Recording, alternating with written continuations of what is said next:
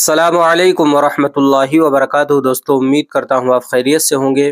میں ہوں محمد مقصود قاسمی اور آپ دیکھ رہے ہیں باغ مدینہ یوٹیوب چینل۔ دوستو، بھوپال میں تبلیغی اجتماع ہونے والا ہے، اس کی تاریخ کا اعلان ہو گیا ہے۔ میں پوری تفصیل آپ حضرات کے سامنے رکھتا ہوں، آپ سے گزارش کرتا ہوں پہلی بار ہمارے چینل کو دیکھ رہے ہیں تو سبسکرائب ضرور کر لیجئے گا۔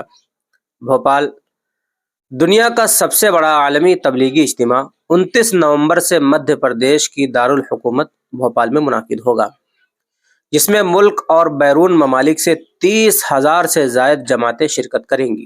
انتظامی کمیٹی کے مطابق یہ دنیا میں مسلمانوں کا سب سے بڑا تبلیغی اجتماع ہے۔ ایک اندازے کے مطابق 4 روز تک جاری رہنے والے عالمی تبلیغی اجتماع میں 10 سے 12 لاکھ افراد شرکت کریں گے۔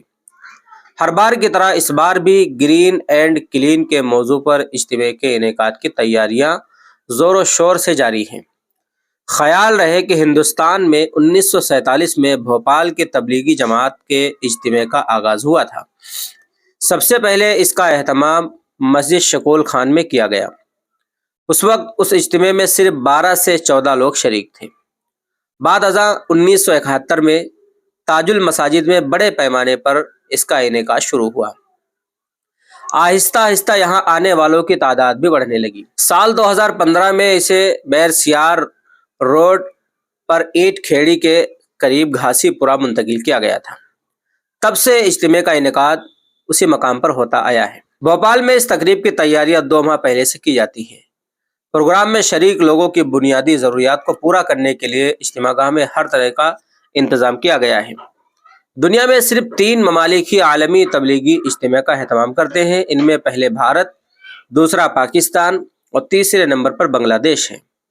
بھوپال میں کورونا کے دور میں 2 سال تک اس تقریب کا اہتمام نہیں کیا گیا تھا۔ کلکٹر کوشلیندر وکرم سنگھ اور انتظامی کمیٹی کے ارکان کے ساتھ پولیس اور دیگر محکموں کے عہدیداروں کے ساتھ عالمی تبلیغی اجتماع کے سلسلے میں ایک میٹنگ بھی کی گئی ہے، جس میں اجتماع گاہ میں پانی، بجلی، صفائی ستھرائی کے انتظامات پر بات چیت ہوئی۔ اس کے ساتھ ہی کاروان میں چل رہے میٹرو کام کے دوران بھوپال ٹاکیز سے کاروان تک رکاوٹیں ہٹانے کے لیے میٹرو کمپنی کے افسران کو بھی ہدایت دی گئی ہیں۔ تو یہ تھا بھوپال تبلیغی اجتماع کے تاریخوں کا اعلان کہ 29 نومبر کو اجتماع شروع ہو جائے گا۔ اللہ تبارک و تعالیٰ سے دعا ہے اللہ تبارک و تعالیٰ اس اجتماع کو قبول فرمائے اور پوری دنیا کے لیے اس اجتماع کو رحمت بنائے۔ اب آپ حضرات کا اس کے متعلق کیا کہنا ہے نیچے کمنٹ کیجئے گا۔ پہلی بار چینل کو دیکھ رہے ہیں سبسکرائب بھی کر سکتے ہیں۔ چلیے دوستو، پھر ملتے ہیں انشاءاللہ جلدی کسی نئے ویڈیو میں۔ السلام علیکم ورحمۃ اللہ وبرکاتہ۔